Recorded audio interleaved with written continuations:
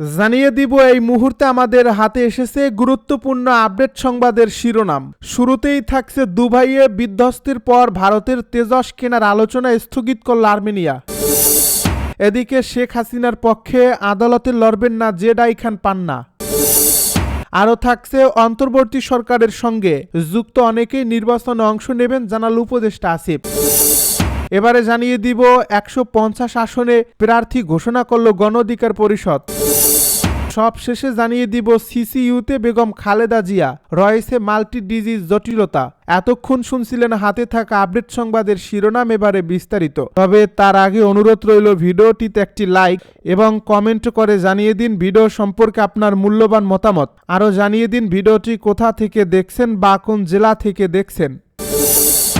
দুবাইয়ে বিধ্বস্তের পর ভারতের তেজস কেনার আলোচনা স্থগিত করল আর্মেনিয়া। কয়েকদিন আগে দুবাই এয়ার শোতে বিমান প্রদর্শনের সময় বিধ্বস্তের পর ভারতীয় তেজস যুদ্ধ বিমান কেনার বিষয়ে আলোচনা স্থগিত করছে আর্মেনিয়া। ইসরায়েলি সংবাদ মাধ্যম জেরুজালেম পোস্ট এ খবর জানিয়েছে। এ প্রতিবেদন অনুসারে আর্মেনিয়া ভারত সরকার এবং বিমান প্রস্তুতকারক এইচএএল এর সঙ্গে $1.2 বিলিয়ন 12টি বিমান কেনার বিষয়ে আলোচনা করছিল। এটি হতো ভারতীয় এই বিমানের প্রথম রপ্তানি চুক্তি।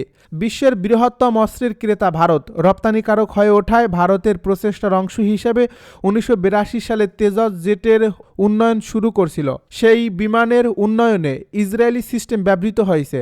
এখন পর্যন্ত ভারতীয় বিমান বাহিনী মাত্র 40টি তেজস বিমান পেয়েছে। উন্নত সংস্করণের জন্য আরও উৎপাদন চলছে।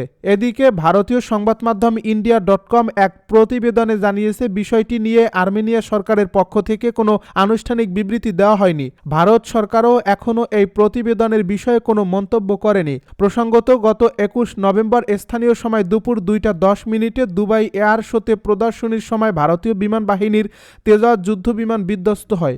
দুবাই এয়ার শো এর শেষ দিনে আকাশে প্রদর্শনের সময় এই ঘটনাটি ঘটে। তেজস যুদ্ধ বিমানটি কম উচ্চতায় অভিযান চালাচ্ছিল। বিমানটি হঠাৎ কয়েক সেকেন্ডের মধ্যে মাটিতে পড়ে যায়।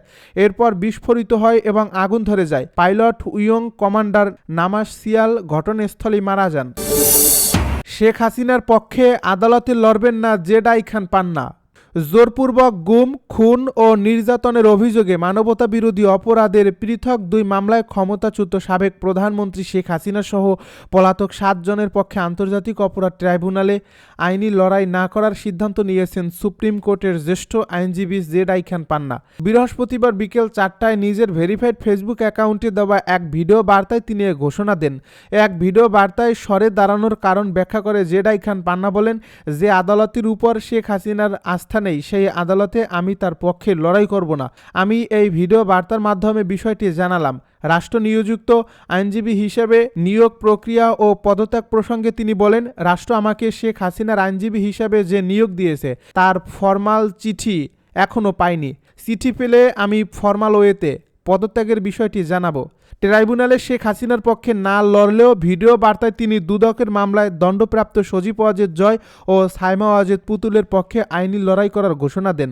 এছাড়া নিজের বন্ধুর পক্ষে লড়াইয়ের কথাও জানিয়ে তিনি বলেন, সম্প্রতি আমার বন্ধু অ্যাডভোকেট ফজলুর রহমানের বিরুদ্ধে আদালতে মামলা হয়েছে, আমি এ মামলায় তার পক্ষে লড়ব। এর আগে গত 23 নভেম্বর বিচারপতি মোহাম্মদ গোলাম মর্তুজা মজুমদারের নেতৃত্বে 2 সদস্যের আন্তর্জাতিক অপরাধ ট্রাইব্যুনালে একে গুম ও নির্যাতনের ঘটনায় করা মানবতা বিরোধী অপরাধের পৃথক 2 মামলায় ক্ষমতাচ্যুত প্রধানমন্ত্রী শেখ হাসিনার পক্ষে রাষ্ট্র নিয়োজিত আইনজীবী হিসেবে জেডাই খান পান্নাকে নিয়োগ দেয়। অন্তর্বর্তী সরকারের সঙ্গে যুক্ত অনেকেই নির্বাচনে অংশ নেবেন জানাল উপদেষ্টা আসিফ।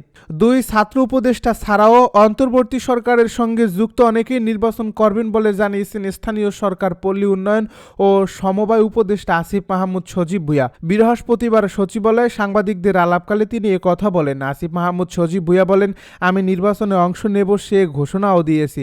আমরা 2 ছাত্র উপদেষ্টা ছাড়াও অন্তর্বর্তী সরকারের সঙ্গে যারা যুক্ত রয়েছেন এমন আরও অনেক থেকেই নির্বাচন করবেন এমন কথাও আছে।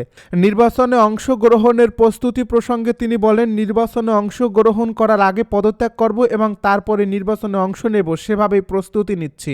তবে বাকি সরকারি প্রক্রিয়া বা নির্বাচন সংক্রান্ত অন্যান্য বিষয়ে সরকারের উচ্চ পর্যায়ে আলোচনা সাপেক্ষে সিদ্ধান্ত নেওয়া হবে বলে জানান তিনি। কোন রাজনৈতিক দল থেকে তিনি নির্বাচনে অংশ নেবেন, সাংবাদিকদের এমন প্রশ্নের জবাবে আসিফ বলেন, রাজনৈতিক এ বিষয়ে মন্তব্য না করাই ভালো। ঢাকা উত্তর সিটি কর্পোরেশনের প্রশাসকের বিরুদ্ধে যে কোনো অনিয়ম বা দুর্নীতির অভিযোগের বিষয়ে কঠোর অবস্থানের কথা জানান তিনি হুঁশিয়ারি দেন, উত্তর সিটি কর্পোরেশনের প্রশাসকের বিরুদ্ধে অনিয়ম দুর্নীতির অভিযোগ পেলে তদন্ত করতে পারে দুদক, প্রমাণ পেলে ব্যবস্থা নেবে সরকার। 150 আসনে প্রার্থী ঘোষণা করল গণ অধিকার পরিষদ। ত্রয়োদশ জাতীয় সংসদ নির্বাচন উপলক্ষে গণ অধিকার পরিষদের দ্বিতীয় ধাপের প্রার্থীর নাম ঘোষণা করা হয়েছে। এ দফায় মোট 150 আসনের প্রার্থীদের নাম ঘোষণা করা হয়। এর আগে 50 আসনের প্রার্থী ঘোষণা করেছিল দলটি। বৃহস্পতিবার বেলা 11:30টার দিকে দলটির কেন্দ্রীয় কার্যালয়ে দলের সাধারণ সম্পাদক মোহাম্মদ রাশেদ খান এই তালিকা ঘোষণা করেন। এ সময় উপস্থিত ছিলেন গণ অধিকার পরিষদের সহ সভাপতি ফারুক হাসান, উচ্চতর পরিষদের সদস্য আবু হানিফ, হাবিবুর রহমান রিজু, যুব অধিকার পরিষদের সভাপতি মঞ্জুর মোর্শেদ মামুন সহ আরও অনেকে। সিসিইউতে বেগম খালেদা জিয়া রয়েছে মাল্টি ডিজিজ জটিলতা। বিএনপি চেয়ারপারসন বেগম খালেদা জিয়াকে রাজধানীর এভারকেয়ার হাসপাতালের করোনারি কেয়ার ইউনিটে চিকিৎসা দেওয়া হচ্ছে। বেগম খালেদা জিয়ার ব্যক্তিগত চিকিৎসক ও বিএনপির স্থায়ী কমিটির সদস্য অধ্যাপক ডাক্তার এজেএম জাহিদ হোসেন আজ বৃহস্পতিবার একথা জানিয়েছেন। তিনি জানান, মেডিকেল বোর্ডের দেশি বিদেশি বিশেষজ্ঞরা সিসিইউতে বেগম খালেদা জিয়ার শারীরিক অবস্থা নিবিড়ভাবে পর্যবেক্ষণ করছেন। মেডিকেল বোর্ডের একজন সদস্য বলেন, ম্যাডামের নিউমোনিয়া হয়েছে, চিকিৎসা চলছে। মাল্টি ডিজিজ জটিলতার কারণে একসঙ্গে সব চিকিৎসা দেওয়া সম্ভব নয়, ঝুঁকি থেকেই যায়। বিভিন্ন পরীক্ষা হয়েছে, ভালো ও খারাপ দুই ধরনের রিপোর্টই এসেছে। গত রোববার রাত 8টার দিকে এভারকেয়ার হাসপাতালে ভর্তি করা হয় বেগম খালেদা জিয়াকে। তিনি হাসপাতালের হৃদরোগ বিশেষজ্ঞ অধ্যাপক শাহাবুদ্দিন তালুকদারের তত্ত্বাবধানে চিকিৎসা নিচ্ছেন।